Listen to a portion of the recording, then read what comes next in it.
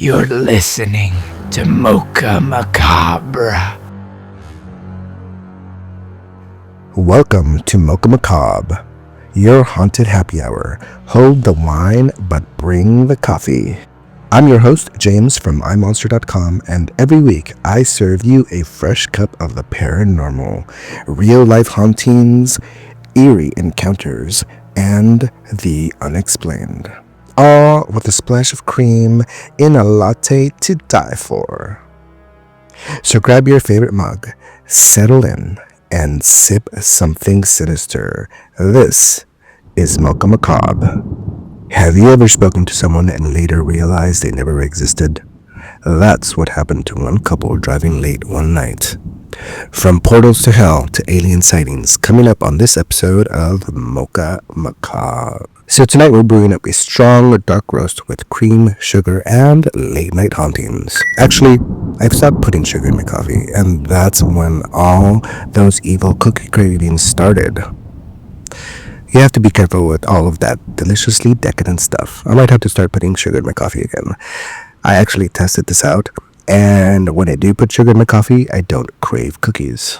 It's a problem. It's a cookie addiction. Anyway, this next story is when I researched and wrote on my travel blog, Designing Life, a while back. I even asked a Reddit user who had first-hand encounters with this portal to hell. And then I realized I should just make a separate scary movie blog, scary story blog, scary everything blog. And here we are today. So I hope you're ready for tonight's episode because our coffee is made to keep us awake. Here is the story of the Devil's Tramping Ground. In Bear Creek, North Carolina lies a dry patch in the woods. This circular patch is called the Devil's Tramping Ground. Considering this lush green forest, it's surprising that nothing grows on this patch. They say it's because every night the devil comes out and walks in circles, contemplating his next move. The Devil's Tramping Ground is not just a legend, but many people swear on their mother's grave that it's a place with real hauntings. So, what happens at the Devil's Tramping Grounds? Apart from the devil rising from hell to walk among us, many people say objects disappear if we leave them in the center of the circle overnight. Others say dogs are terrified of this place. However, if you do see a dog, it's a devil hound put on earth to help the devil commit his evil deeds. The scariest thing happens if you try to stay the night. Everyone who's tried staying the night has awoken to mysterious noises in the woods, spirits in their tents and glowing eyes looking back at them. Are these rumors, or is the Devil's Tramping Ground as haunted as they say? So, I asked someone, and they let me share this story. I have a friend who is really into the paranormal. Let's call him Jake. It was October 2018, and we just wanted to go ghost hunting or explore supposedly haunted buildings and areas. We've been researching and decided our drive limit was 4 hours. I came across a place called the Devil's Tramping Ground. At the place, there's a circle in the woods that can't grow grass, and the trees make a circle around it. As legend has it, the devil himself uses a circle of sand and dirt as a portal. He comes to earth at night and stomps on the ground, pacing back and forth. We read that if you try to sleep there on the circle, you will hear a soothing female singing, which will put you to sleep, and then you wake up in a different location. So what do? Well, we brought tents, sleeping bags, chairs, and of course, beer. While Jake and I planned our trip, another buddy caught wind of it. Let's call him Nick. We were all set to go on Friday when we got out of work. We left base around 4 p.m., but didn't actually hit the road until roughly 8 p.m. because we kept getting sidetracked. As we arrive, it's close to midnight. We have our GPS on, and it wants us to go down the only damn road with no streetlights, of course. We start driving down that narrow road slowly so we can find the clearing for the Devil's Tramping Ground. We read that there would be satanic symbols in front of the clearing written on the road. We had our eyes peeled. There was something odd about this road. I shit you not, we were being chased the entire way by about 10 dogs and one black dog. Every dog was barking except for the black dog. He kept appearing in the woods to the left of us, in front of us as we were driving, as if he wanted us to turn around. We found the symbols and knew this was it. The dogs hadn't followed us that far. We parked and got out with flashlights to scope out the area. I'm not going to lie, this was extremely unsettling. We made our way up to the circle and thought, perfect, let's get our shit. Fast forward about an hour. It's quiet. We have our tents set up on the circle, with our chairs set up surrounding our cooler. We were just telling ghost stories and drinking. Nothing really seemed to bother us other than the occasional twig snapping that sounded like footsteps and the feeling of being watched. We just chalked it up to animals. It's now 2 a.m. I start hearing voices all around me, and I'm not the only one. Nick and Jake heard it too. It felt like we were about to be jumped by a group of men surrounding us, but we knew whatever it was wasn't human. And the voices stopped, and I shit you not, at the same time the car lights turned on. We went to the car to find all the doors open. Unnerved, we slowly closed all the doors and went back to drinking. 2:30 a.m. We were all on edge. And not even drunk at this point because of the events that just took place. Everyone was silent. I could hear and feel my heart beating out of my chest. You'll never believe it. We all heard a beautiful humming coming from every direction. I wish I could describe how it sounded, but we knew that was not good. We all leaned in as the singing was going on without one spoken word. We got up and went to the car to get the hell out of there. We then visited Lydia's bridge because it was nearby, and it said that Lydia walks the road on the bridge at night. We didn't see anything, so we slept in a nearby Walmart parking lot in our car and went back the next morning for our things. You know, as someone who loves the paranormal, scary stories, and everything in between, I can be rather skeptical. I'd like to say that I want hard proof. I want hard evidence that will tell me, that will show me that ghosts are real, that aliens are real. But at the same time, I don't want to see it. Oh, hell no. No, that is too scary for me. I think I would freak the F out. So, no thank you. So I commend this person for actually going up there to find out if the Devil's Tramping Ground was a real thing. And guess, they got what they were looking for, right? But what if you had no idea you just encountered a ghost or a spirit because it seemed all too real until you realized it wasn't? I want to thank Painted Sequoia for letting me use this next story. And if you want to submit a spooky story, feel free to email me at info@imonster.com. That's info@imonstre.com. Or you can head to my blog at iMonstre.com. I've created a forum for all to write their true scary stories. I'll leave all that info and links in the description below.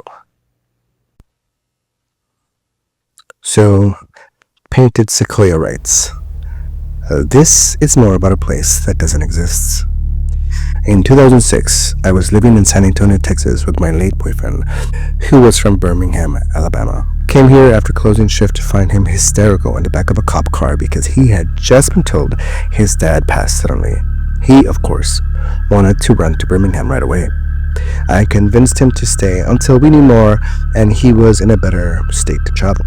A few days later, we set off to attend the funeral, get items from his dad's house he wanted, and visit a few of his friends on the way back. We decided to drive overnight, arriving early in the morning so we could crash out and then meet his mom in the afternoon at his dad's place.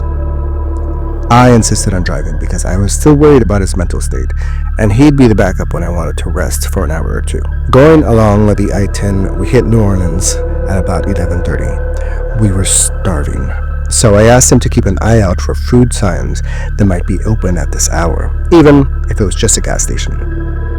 He's a notoriously bad co-pilot and points stuff out as we're passing it.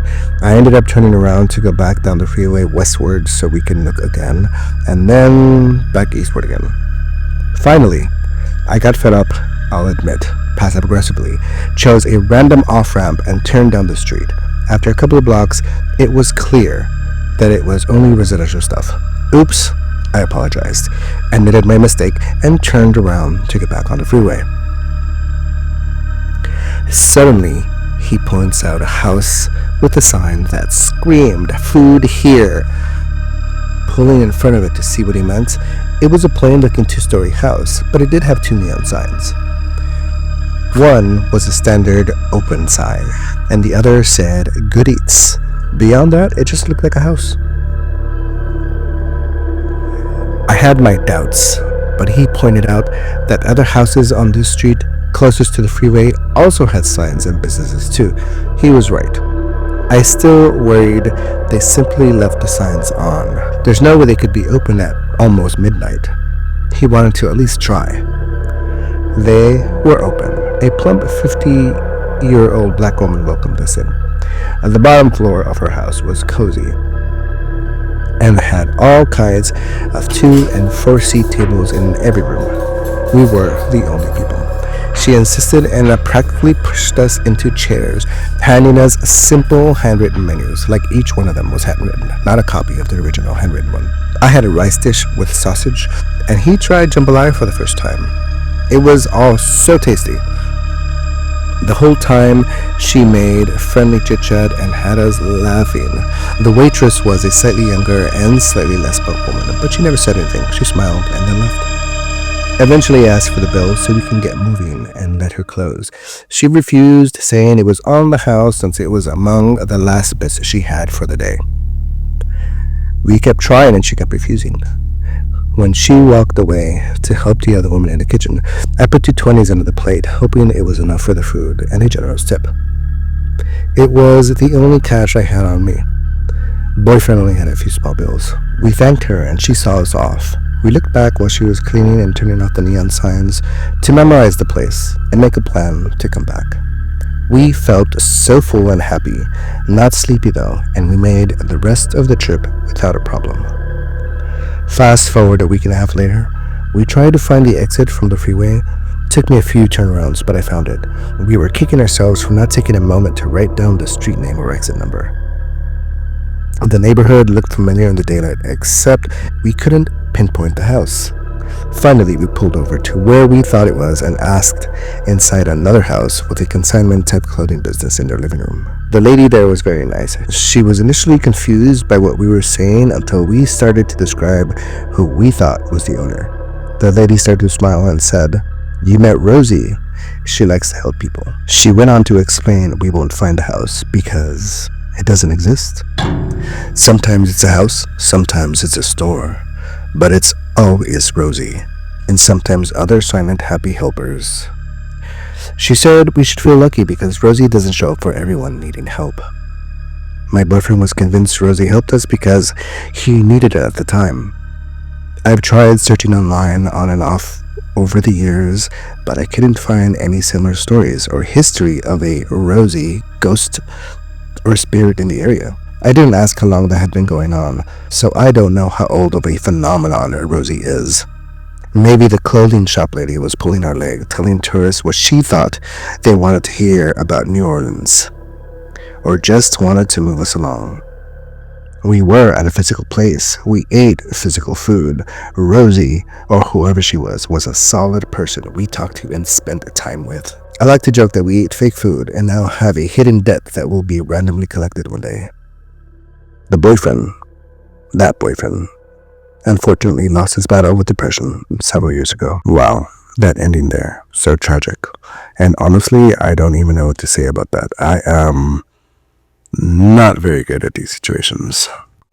So this is a really good story. It makes me wonder how many of us have spoken to people that actually didn't exist. Because, as Painted Sequoia suggests, she spoke to a real person. They were at a real place. They ate real food.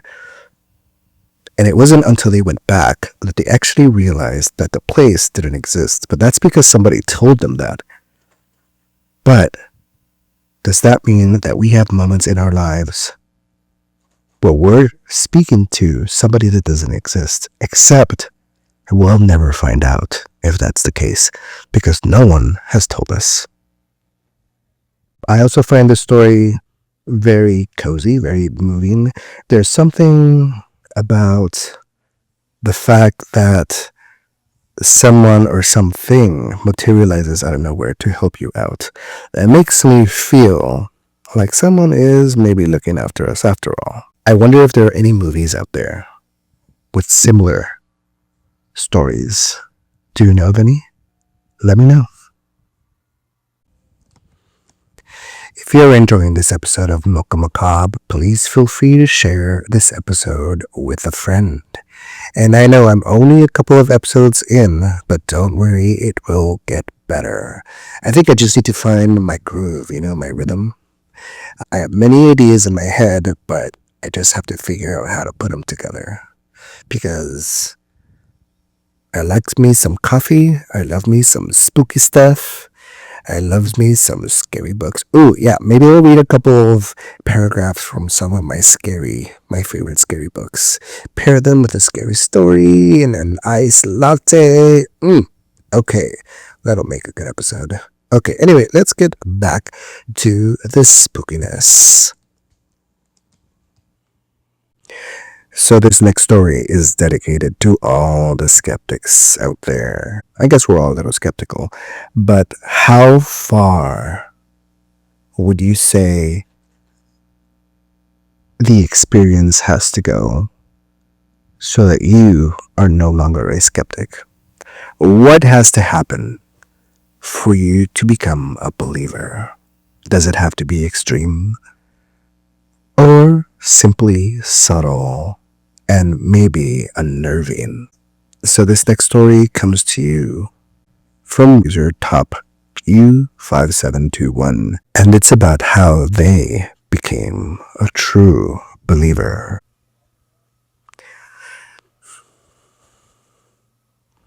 So I'm a pretty skeptical person when it comes to the paranormal, albeit having a vested interest in tales and evidence. I'm the kind of person who browses ghost hunter videos on YouTube and these kinds of subreddits.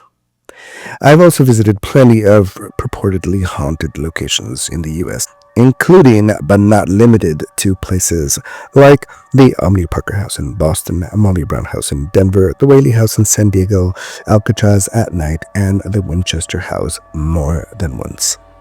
None of which have yielded any sort of evidence, and a part of me wants to believe, but is also terrified at the prospect of witnessing something.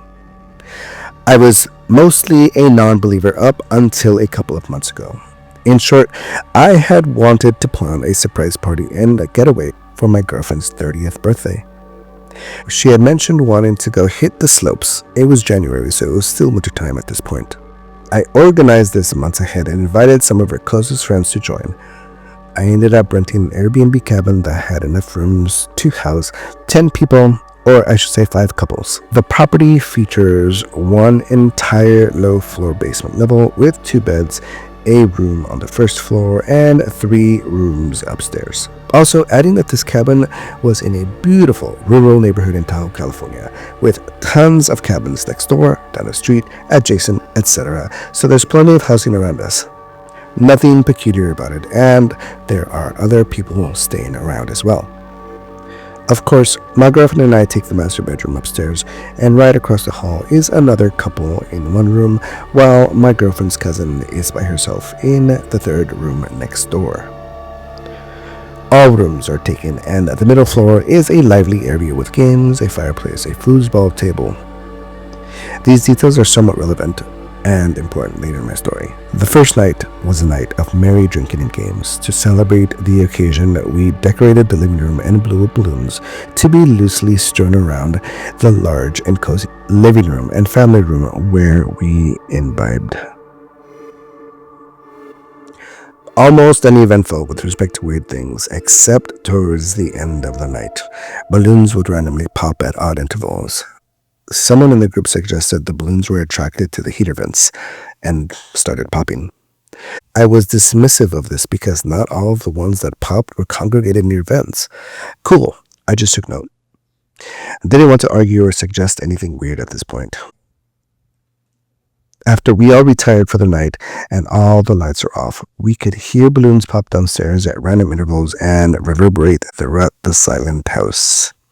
This happened between 2 a.m. and 3:30 in the morning. The next morning, still plenty of healthy balloons strewn about. Fast forward to night 2. After we returned home from snow activities, we prepped for drinking and the usual.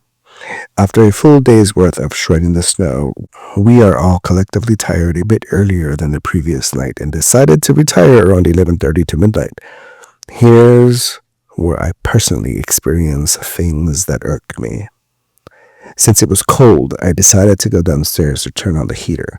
Our couple friends across the hall had their doors slightly ajar. Lights were on and the bathroom was in use. As I walk downstairs in the dark stairwell, I hear the floorboards creak behind me, and I figure it's my friend coming out to follow me for a cup of water or to go into the kitchen. I walk across the living room and stop at the thermostat. The lights are still off and the creaks continue. Then I hear it stop a few feet behind me near the kitchen. The kitchen lights don't turn on, and I hear nothing else. Feeling like he was waiting behind me and watching me, I said, "What's up, dude? Need something?" I turned around and nobody was there. I've only read about this dreadful feeling of being watched, and it is indeed every bit dreadful upon realization in person. A minute ago, I swore someone followed me down. I was taken aback, and my skeptical ass once again took note and spoke nothing of it. I go back upstairs. About 30 minutes pass, and it's still cold. At this point, everyone is asleep, and I decide to turn up the thermostat a couple notches. Nothing crazy. I turn on the upstairs hallway light bright enough to light the steps and see from downstairs. I proceed to head downstairs and stop once again at the thermostat. No floorboard creaked except for my own steps this time. As I turn up the thermostat and think to myself how odd the creaking was the first time, a noise broke my train of thought. I hear the ball from the foosball table several feet away near the fireplace audibly roll across its surface and hit one of the side walls. Nobody is around, and I'm too far to touch it. I froze in fear and hastily go back upstairs to sleep, not knowing how to mentally process the increasingly evident occurrences. I eventually sleep under the pretense that nothing is definite enough for me to be conclusively sure that this cabin is haunted.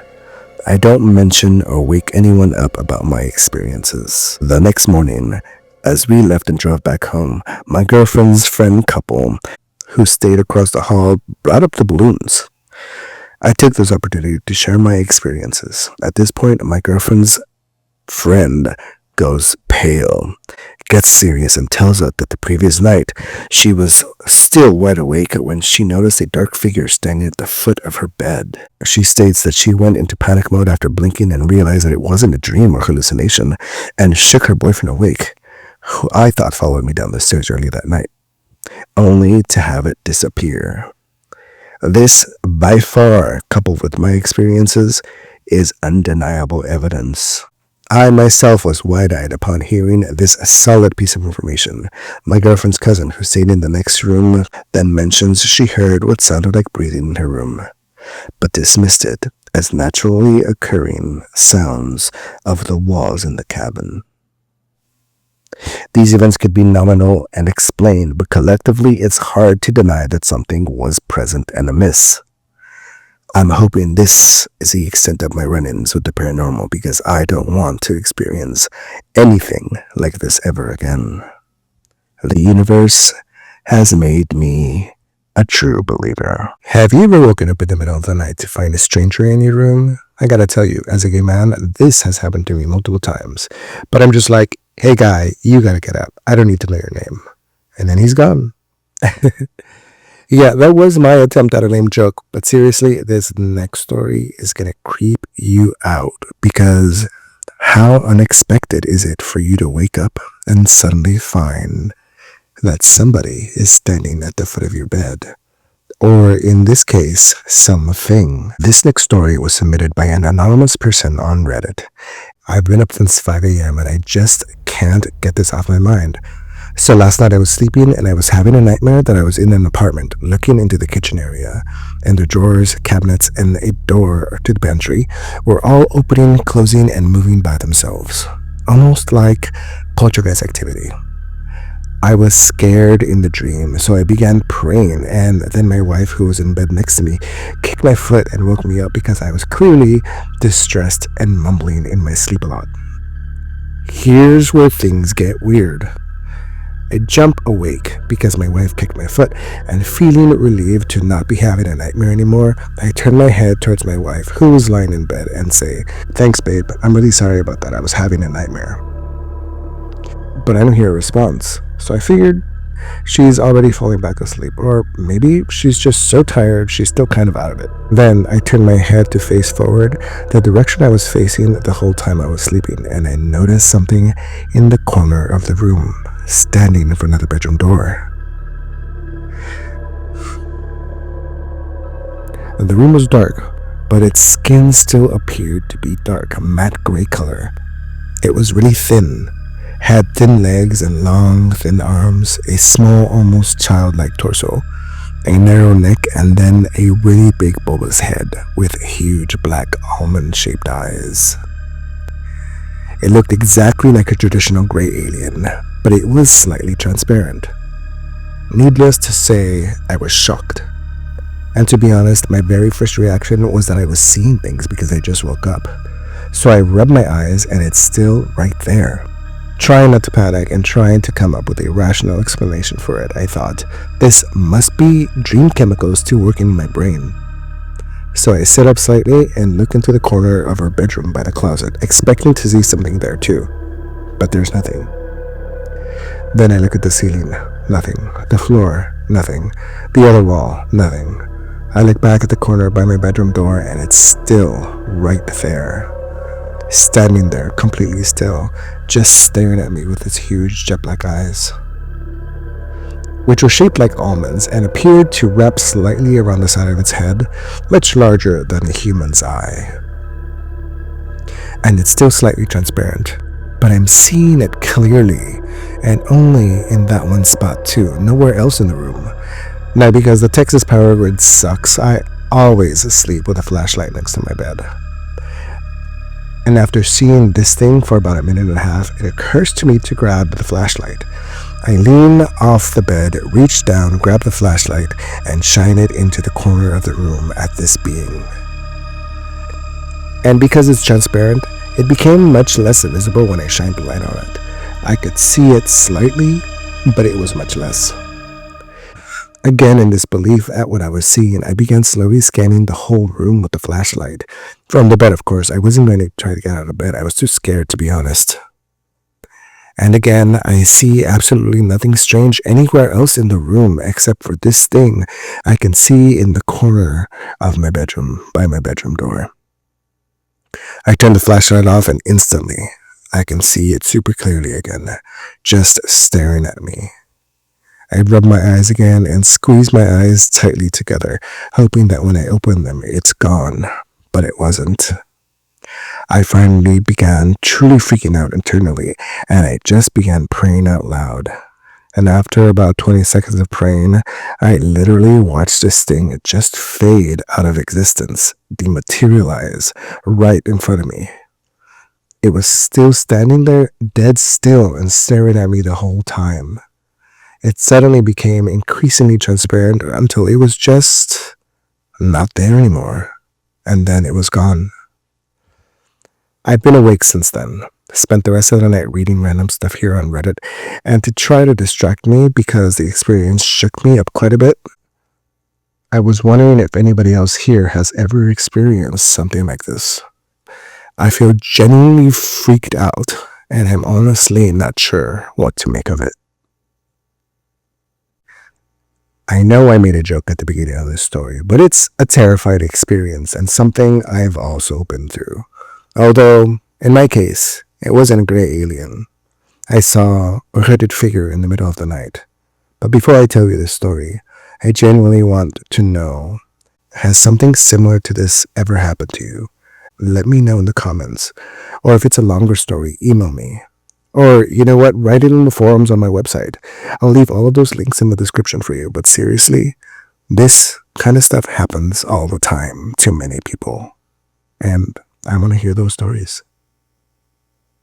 So how did it happen to me? What was it like? Well, let me be very specific about my story. In order for you to truly understand how this happened, I have to paint you a picture. You see, at the time I was dating this guy who lived in a high-rise in Los Angeles. And he had all of his walls made out of glass. And when he wanted privacy, or if he wanted no sunlight, he had these floor-to-ceiling curtains that just wrapped around the room when he, wanted to close or go to sleep.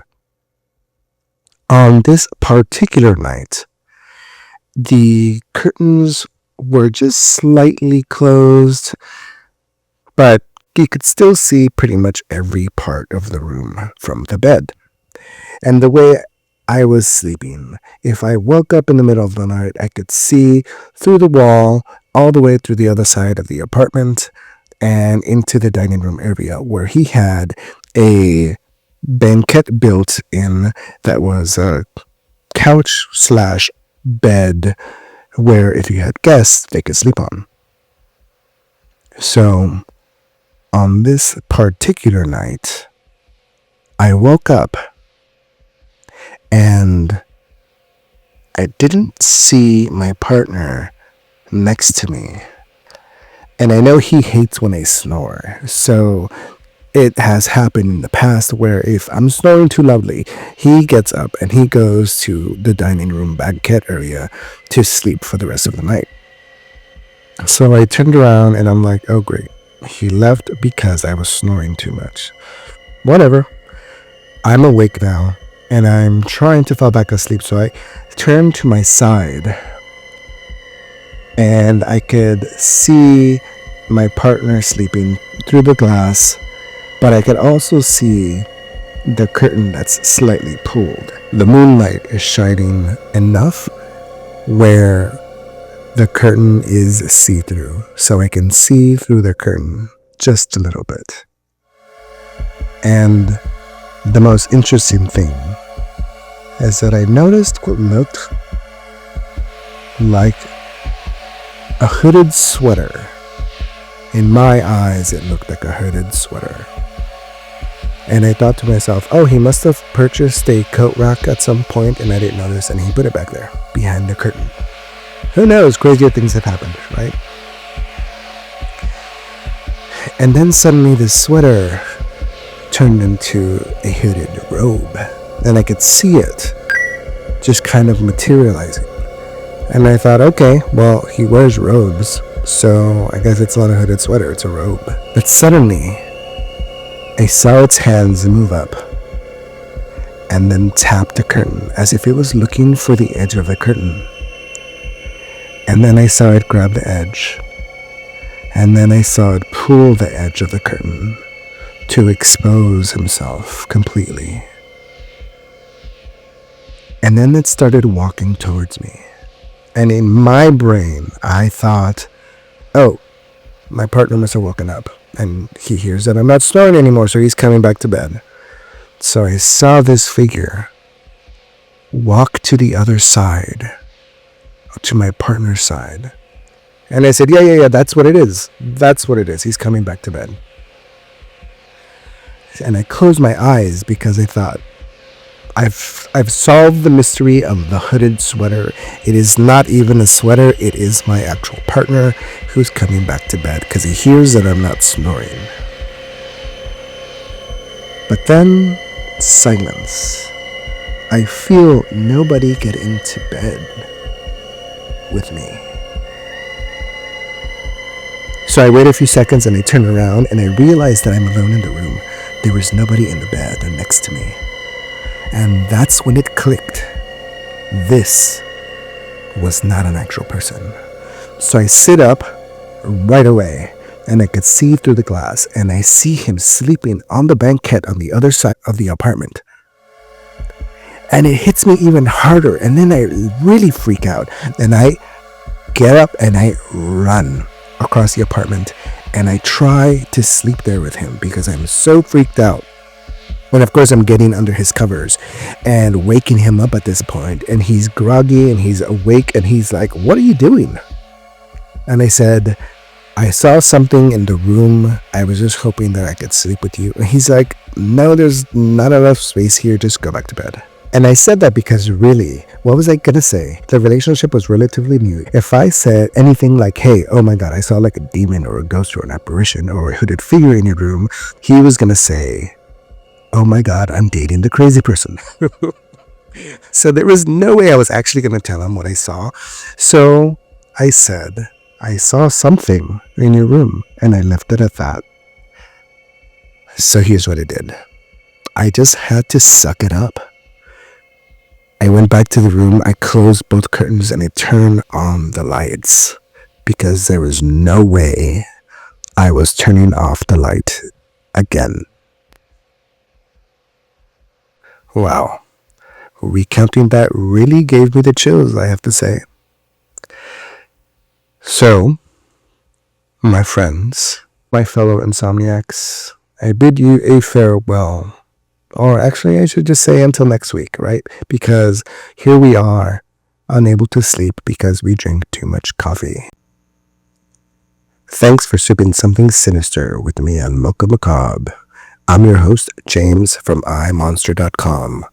And if you enjoyed today's tale, don't forget to subscribe, leave a review, and share the chills with a friend. If you want to submit your spooky ghost story, you can do so by email, info@imonster.com. That's info@imonstre.com. Until next time, stay weird, stay caffeinated, and sleep with one eye open. Don't forget to like and subscribe if you dare.